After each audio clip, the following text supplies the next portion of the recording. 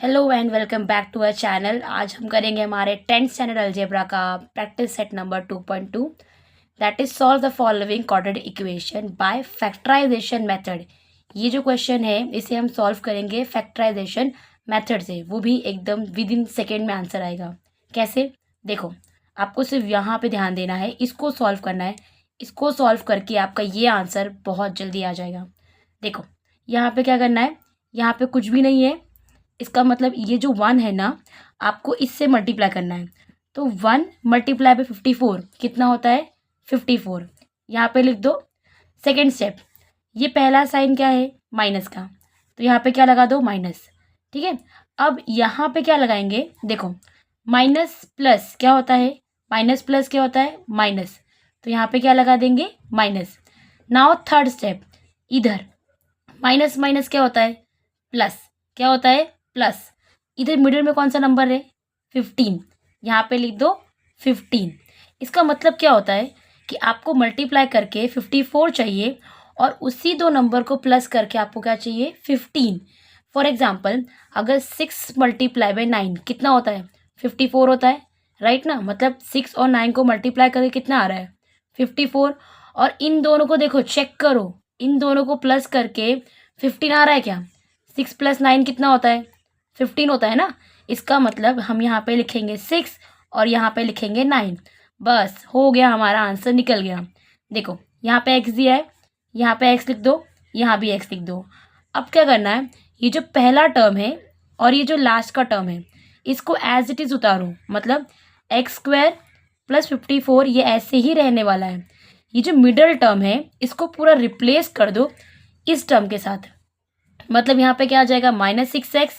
यहाँ पे क्या आ जाएगा? -9x। ठीक है, इतना सॉल्व हो गया। अब इसके बाद के सारे स्टेप बहुत इजी है। इसकी दो की पेयरिंग कर दो। इसको देखो, यहाँ पे हम सॉल्व करते हैं थोड़ा सा इजी वे में। x² - 6x दिया है ना। x² का मतलब क्या होता है? x × x माइनस 6x का मतलब क्या होता है? 6 × x। देखो, यहाँ पे x है, यहाँ पे x है, दोनों की जोड़ी बन रही है। इनको यहाँ पे लिख दो। क्या बचा? यहाँ पे x बचा, माइनस बचा और क्या बचा? 6। तो इसका आंसर क्या आया? x bracket x - 6। यहाँ लिख दो x ब्रैकेट x - 6। सेम आपको ये वाला ब्रैकेट सॉल्व करना है। कैसे? -9x + 54 है, राइट? अभी ध्यान दो, यहाँ माइनस है ना, तो यहाँ माइनस लिखो और यहाँ ब्रैकेट बनाओ। अगर ब्रैकेट के बाहर माइनस है तो अंदर जो है ना ब्रैकेट के साइन, वो उसका चेंज हो जाएगा। मतलब अगर ब्रैकेट के बाहर माइनस है तो अंदर साइन क्या है? प्लस। प्लस का उल्टा क्या हो जाएगा? माइनस। ठीक है, ये काम आपको सबसे पहले कर लेना है। अगर ब्रैकेट के बाहर प्लस है तो अंदर का साइन चेंज नहीं होने वाला। ठीक है, अब देखो, इसको भी वैसे ही सॉल्व करेंगे।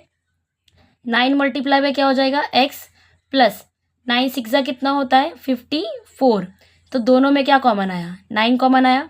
अंदर क्या बचा? x प्लस और क्या बचा? 6, क्योंकि 9 और 9 क्या हो गए? कॉमन आ गए ना। तो हमारे ब्रैकेट का आंसर कितना है? 9। यहाँ पे क्या आया? x और यहाँ पे क्या है? 6। देखो, ये प्लस का यहाँ पे क्या हो गया? कन्वर्जन माइनस में, क्योंकि ब्रैकेट के बाहर क्या था? माइनस।